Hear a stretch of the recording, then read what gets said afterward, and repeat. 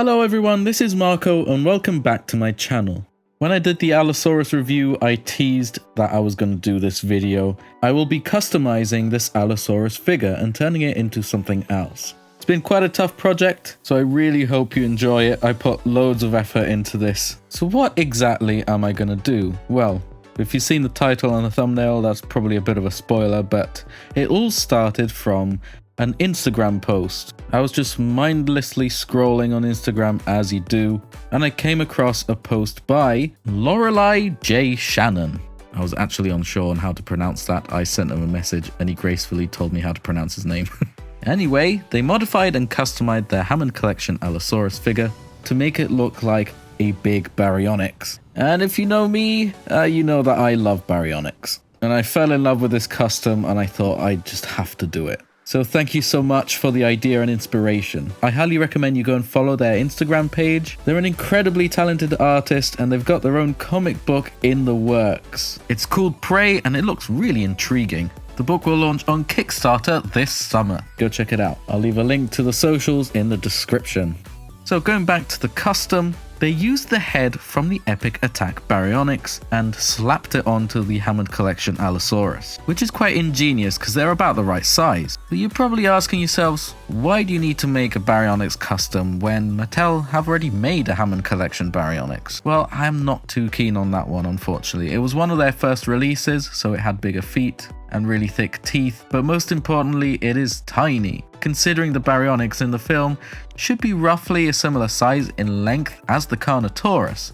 Now, if you compare the Hammond collection Carnotaurus to the Hammond collection Baryonyx, you'll notice there is a big size discrepancy there. So I just think this idea is perfect to make the ultimate big Baryonyx that I really want. The way I'll be approaching this is I'm going to try and make it look like an actual real Hammond collection figure. So I'm not going to go overboard with realism with paint. I'm just going to fix a couple things here and there and try my best to make it look like a Baryonyx overall. So I'm going to be applying the same design philosophy that they've been adopting over their latest figures. So better proportions, better sizes as well. The only thing different here this time is that it's not going to have glass eyes.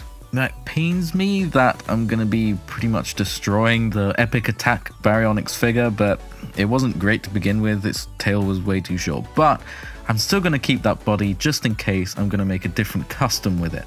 So if you have any ideas of what I could do with that, let me know in the comment section down below. Okay, so let's get into this and start the project. So first things first, I got my Allosaurus figure and I just started to remove the parts that I was going to replace. So I started with the feet, the easiest part. The best way to remove the feet is to dunk them in hot boiling water for about a minute. This softens the plastic enough so you can just pull them straight off. If you're a customizer, you'll probably be quite accustomed to this process right here already. That was a terrible joke. It'll look a bit stumpy for a big portion of the video, but we'll fix that later. Next, time to dunk the head of the Allosaurus. This looks kind of gruesome, doesn't it? But don't worry, it will only get worse. The hot water will soften the glue and the plastic just enough to make more carnage. Time to pry that head off. And by using some tools, I managed to take them apart. And with enough force and patience, they'll just pop off like this. Let's slide those lovely teeth off. Don't need those anymore, although they're really nicely made. We'll be using the ones from the Baryonyx figure. If you thought getting rid of the top half of the head was brutal enough, sorry, but we'll have to remove the bottom jaw too. And there you go, let's remove that bottom jaw and the teeth. And if you want to see something cursed, well, there you go. This is what it looks like underneath. Yeah, so now we have something that looks like this. But now, I'm sorry Baryonyx, it's your turn. You gotta hold your breath for a whole minute.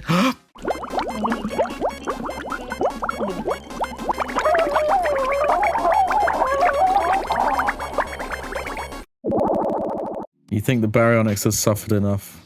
Well, no. Time to rip its head off. That actually came off a lot easier than I thought. Sometimes they put a load of glue on their figures, and sometimes they put very little. This was all quite an experimental process, so I just had to check if the pieces fit properly. They're not too bad, they just need a little bit of fitting here and there. But there's a couple things I want to fix before we put the head on. To make it a little bit more accurate, we need to round off this part of the jaw. So I grabbed my scalpel and kept scoring a line until it got deep enough so we can just snap off the excess part with some pliers. And like that, it just came straight off. And I smoothed everything out a little bit with this sanding block and repeat the same thing on the other side. We're going a step further by fixing a little bit of the shape on the top of the head too. The cheek area to be exact. It drooped down just a bit too much, so we're just going to be repeating the same process by scoring a line and then grab the pliers and snap the excess off. And of course, sand and sand and sand. Next thing I did is I glued the teeth pieces into the head. That way, once we apply the head onto the mouth pieces, we don't have to worry about the teeth not fitting properly onto the mouth part. I also made sure to remove some excess pieces, just so it makes the fitting a little bit easier. So on the top of the head right there, we need to extend the inside of the mouth portion. So we need to remove the tip of the mouth portion and sculpt a new longer one in its place. Oh, why do you always want attention when I'm recording? Oh, I love you, stinky. Time to grab our good old friend Milliput and apply on the mouthpiece. This helps attach the head to the mouth with no gaps. I also added some super glue just to make sure it sticks properly. I placed the head on it, pressed it down and held it until it was firmly secured. Then I grabbed a little bit more Milliput and sculpted the remaining part of the mouth inside the tip of the snout. I used a variety of tools like the back of this paintbrush, some toothpicks and a little bit of water and a paintbrush.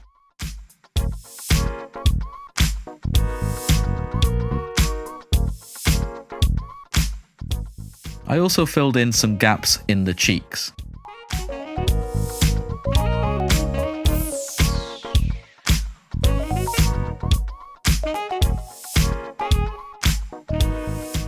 Next, I glued the bottom jaw teeth inside the bottom jaw.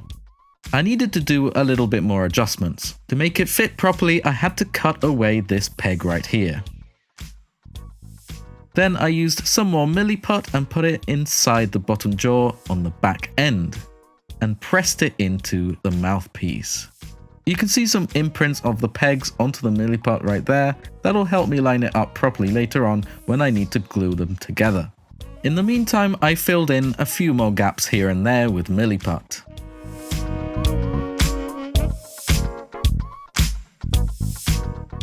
I decided to add a few more sculpting adjustments here and there too. I started with the portion behind the eyes. Yeah, the back of the head needed extending a tiny bit. So I carefully applied Milliput as much as needed, following reference material like the Jurassic World dinosaur style guide. Once I was happy with it, I smoothed it out a tiny bit and then textured it with a toothpick. Once I was happy with it, I used a little bit of water just to smooth out the scales a tiny bit. In the meantime, the Milliput on the bottom jaw has been setting, and that means we can glue it onto the bottom part of the mouthpiece. Super glue time. I applied it both on the bottom jaw and on the mouthpiece just in case. I want these parts to be glued on as tightly and as strongly as possible. And there we go, once it's all set, we're ready to move on to fill in some more gaps on the bottom jaw.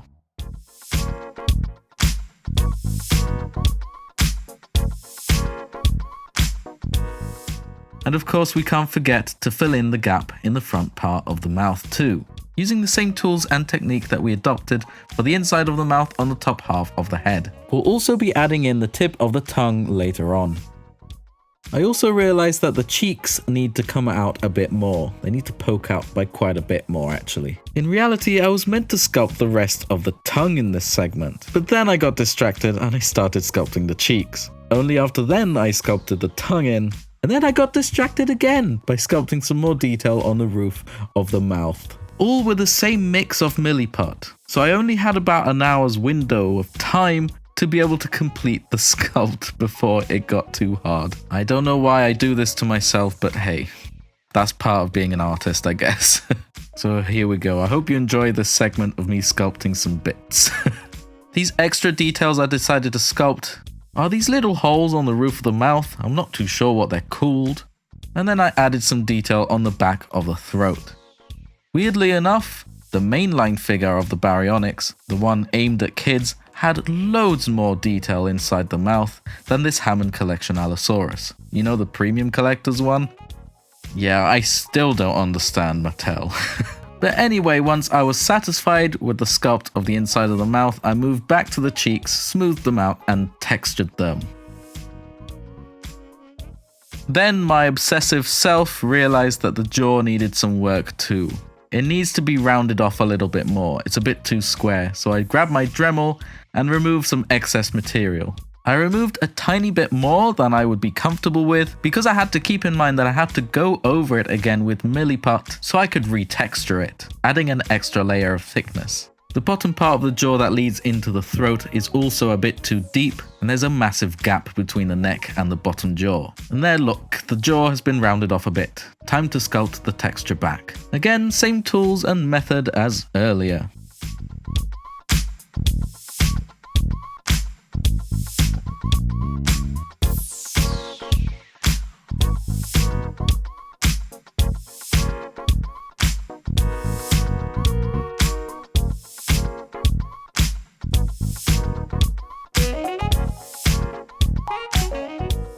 You thought I wouldn't get distracted again, would you? But no, I got distracted again. I decided that I needed to add a little bit more length to the bottom jaw, so I got some card, glued it in, drew the correct shape with a pencil, cut off the excess material, applied some Milliput over it, smoothed it out, and then textured it with the rest of the bottom jaw. Why am I like this?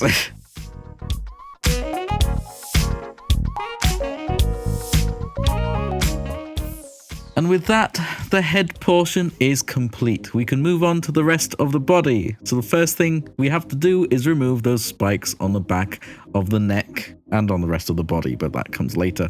I sanded it a bit, but it had a few extra osteoderms on the side of the neck, so I just cut them off and then smoothed it out again. But the texture on the back of the neck on the Baryonyx is quite unique, so we'll need to sculpt in some of that with some Milliput. So here we go, I'm adding a very thin layer of Milliput and then sculpting in the details. The detail on the back of the neck looks a bit closer to crocodilian scales rather than spikes, so we're going to try and replicate that. I'm using both reference from the style guide and the original Hammond collection Baryonyx figure. Same tools and technique as always. Toothpicks are a very common household item here at Marco Makes. While I was sculpting, I just couldn't help myself and went ahead and removed some of the spikes from the back of the neck. Now I'm going to tell you all about a trick that I came up with. I sprayed the back of the head with some superglue activator, put some superglue on a bit of card, I dipped the tip of a toothpick into it, and then I carefully placed some dots of superglue on the sculpt. This will give some quite organic texturing to your little osteodermy spiky things. This is very advanced texturing techniques. And I'll be using this technique throughout the whole thing. Just you wait and see. Once that was done, I went ahead and removed the spikes from the back as well, of course.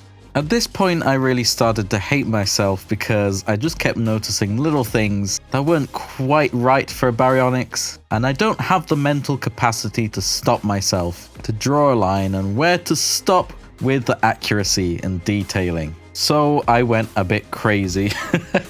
And decided it was absolutely necessary to remove some osteoderms from the side of the neck. And I scored in some scales with the knife and added some more of those superglue dots. And then, oh man, and then I realized that I really hated myself a lot. And I decided it was worth putting myself through the agony of removing a whole row of osteoderms on the body on both sides. To make it look like the Baryonyx should. So I did it and scored in all of those scales and added those superglue dots. But I didn't stop there, of course.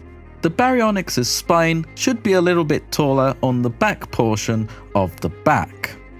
So I decided to go ahead and do that with Milliput. Of course, I then had to sculpt in all of that detail, all the scales and osteoderms and whatever you want to call them. all in a way that it would blend in seamlessly. Which is all very easy, of course, isn't it? Who am I kidding? And once it was all set, I added a little bit of those super glue dots too. So that's it for the body, right? No. I had to sculpt in the belly texturing, of course, silly. The Baryonyx, similarly to the T-Rex, does have some quite unique texturing on the belly too. It's got some crocodilian looking scoots, so of course I had to go and do that too. I just love Baryonyx so much. It has to be perfect. So while I was silently going crazy inside of my head, my camera decided to run out of storage. So sculpting this part of the belly will get interrupted at some point. Yep, right here. And then I had to be quite selective about what to film. So here I'm caressing the back of the tail to indicate that I was going to remove the spikes. I did so, and then I added some super glue dots. Luckily the osteoderms kind of matched up anyway, so I didn't remove any of those. Next I sculpted in the massive thumb claws the Baryonyx has. I must say though, the Jurassic World design of the Baryonyx has some very tiny little hands, in turn having some very small thumb claws. In reality, the claws on this thing in real life were pretty massive. So it was a bit of an odd choice on the designer's part for the Jurassic World films, but you know, this whole Baryonyx design is a bit weird. Anyway, I did the same stuff, sculpted in some detail, and there you go. Then I went the extra mile and sculpted some brand new feet. I tried to replicate the ones in the film for the Baryonyx, and I did it all digitally on Nomad Sculpt. I prepared them for printing and printed them on my Elegoo Mars resin 3D printer. And there you go, these are the feet compared to the original ones. They're quite a bit smaller and more accurate. To apply them is quite simple, I just had to push them into the little stumps. And now the sculpting and modeling section is over, we can go ahead and paint the figure. I mixed in this color from scratch based on the Hammond Collection Baryonyx figure, and I painted the whole figure with it. I painted then the inside of the mouth with some pink, and this is what it looks like so far. I made sure to paint in all of those parts that are hidden by the articulation too. Next I mixed this dark blue and painted the patterns, which is present mainly on the dorsal side of the figure and a bit on the legs too. We're going to do the big bulk of it first and then neaten it all up with a smaller paintbrush. Enjoy!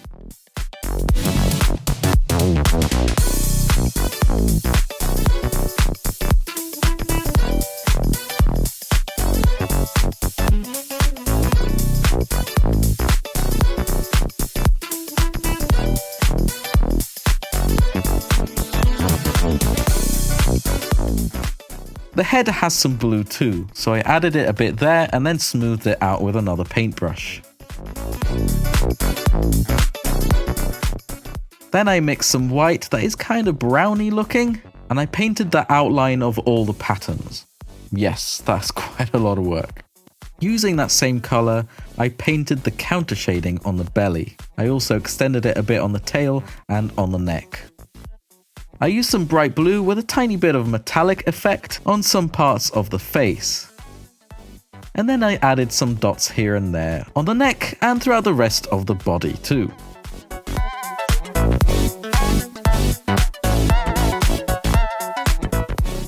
I decided to add some dry brushing too, to bring out some of that detail on the back. I thought it would still be appropriate to add this to the figure because Mattel has done that on some of theirs. Next I painted a bright green eye on both sides, and I neatened it all up with that same blue paint around the edges. Then I painted in the slit pupils with some black paint. The last step in the painting process was painting those claws. For that I used a very dark grey, almost black. And yes, I painted in the dew claws too. I sealed everything up with a matte sealer, then I glossed the inside of the mouth, the eyes and the claws.